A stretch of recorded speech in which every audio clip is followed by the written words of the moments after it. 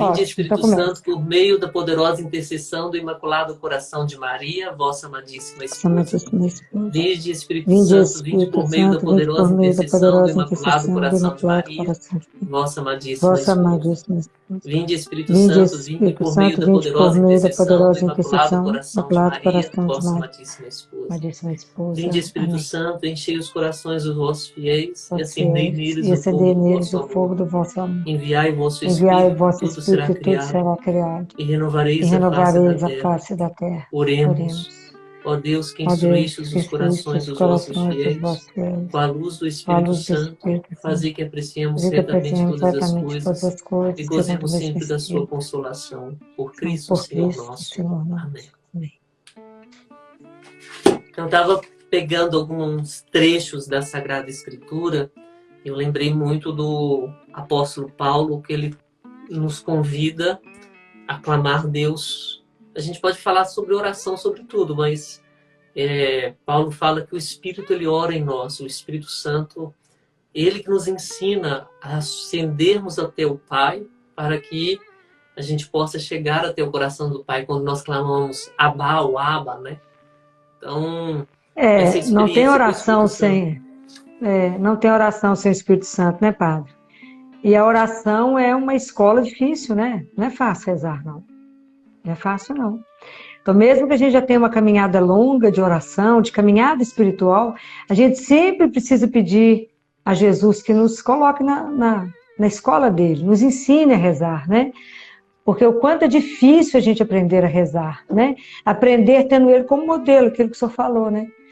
Para que o Espírito Santo possa ser aquele que vai nos ajudar, né? Vai rezar por nós, em nós, com gemidos inefáveis que a gente nem sabe o que ele está pedindo, né? E o quanto que a gente precisa olhar para Jesus e ver como é que a gente precisa aprender a rezar, né?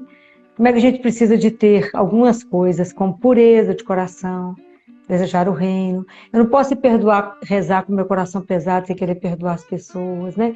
Essa consciência da oração, né? Diante de quem eu estou, né? Essa relação filial, né? Eu com o meu pai, como Jesus foi, né? Saber que eu sou dependente do Pai.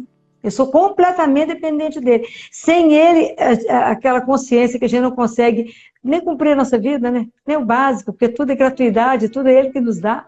Se a gente não consegue cumprir nada, né? Olhar para Jesus e ver que Jesus tinha uma coisa tão bonitinha, que não só quando ele rezava sozinho, o dia inteiro ele conversava com o Pai, né? Tudo ele falava com o Pai, mas antes dele fazer algum milagre, antes, igual o anjo da ressurreição de Lázaro, tudo ele chamava o Pai. Né? Sempre ele falava com o Pai, né? Eu sei que o Senhor me escuta, mas eu falo isso para que as pessoas entendam. Então a dependência nessa relação que a gente precisa ter, essa disposição, né?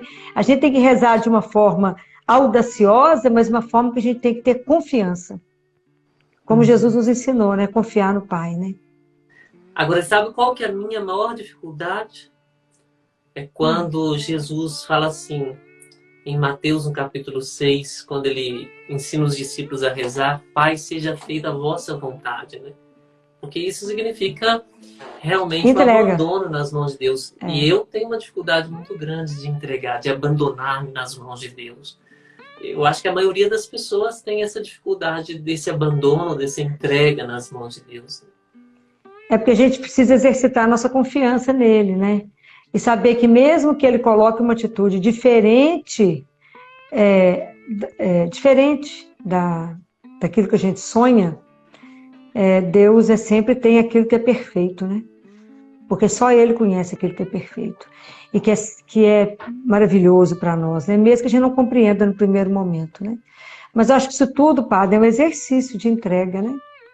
Um exercício.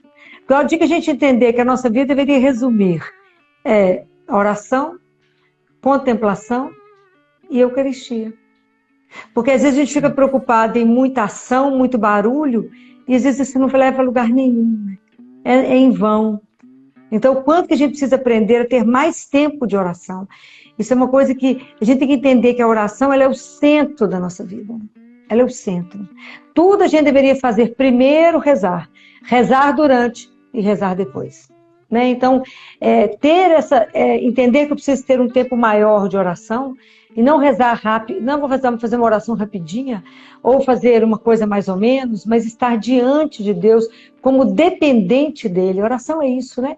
Me ajuda, Senhor, porque à medida que a gente vai rezando, a gente vai compreendendo os nossos talentos, vai entendendo a nossa vida, vai entendendo aquilo que Deus colocou, vai conseguindo trabalhar, né, as coisas à medida que eu vou fazendo a minha conversa com o Pai, sabendo que eu tenho um grande intercessor que é Jesus, né?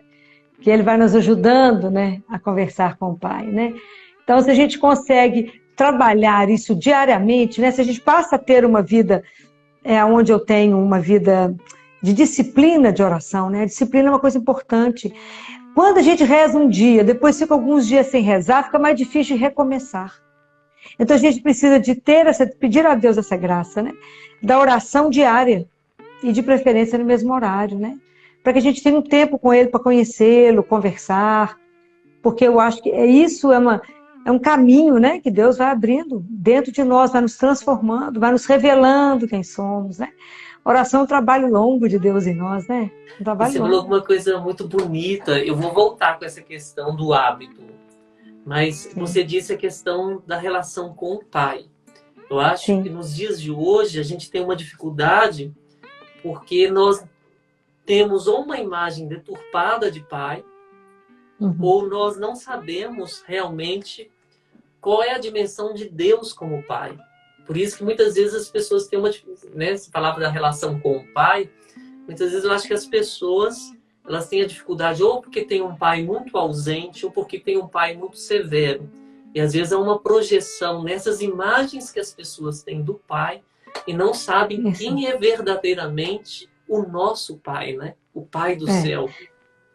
E entender que o nosso pai é o nosso Criador, aquele que sonhou com cada um de nós antes de todas as coisas, nos criou por amor, para viver no amor e para sempre no amor, né? Então, o que a gente aprendeu, o dia que a gente entender que a gente tem um pai que nos ama de forma incondicional, eu acho que isso ajuda muito na caminhada pessoal de cada um, né? É entender isso, nessa confiança. Eu acho que a gente passa a ser audacioso na oração, né? Audacioso, né? Sábado, foi sábado? Ou domingo? Sei lá, já nem sei mais, estou trabalhando tanto que eu estou sem noção. Uma plantonista falou comigo assim: eu queria te dizer que você é muito audaciosa nas suas atitudes aqui dentro. Eu parei, pensei e falei assim, vou te responder por que eu sou audaciosa. Porque eu tenho costa larga. Ela olhou para mim e falou assim, costa larga? Eu estou encostado no peito de alguém que você não tem noção do tamanho. É só por isso que eu tenho costa larga. Porque se eu rezo antes e estou aqui, tomo uma atitude dessa, essa oração, essa atitude audaciosa, é porque eu estou respaldada por alguém que é o meu sustento. Eu já falei antes com ele, antes de vir cá tomar essa atitude. Então, a oração da madrugada, a oração no silêncio, a oração onde você está diante daquele que é o seu Pai e é o Senhor de todas as coisas, né, Padre? Para o povo entender diante de quem nós estamos, né? Quem é o nosso Pai. Não ter medo de nada, se eu tenho ele, aquilo que São Paulo falou, quem nos separa dele? Ninguém. Nem a morte, nem a vida, nada, nenhum sofrimento, nada nos separa dele. Porque é ele, né, o Senhor de todas as coisas, né? Então, o dia que a gente compreende isso,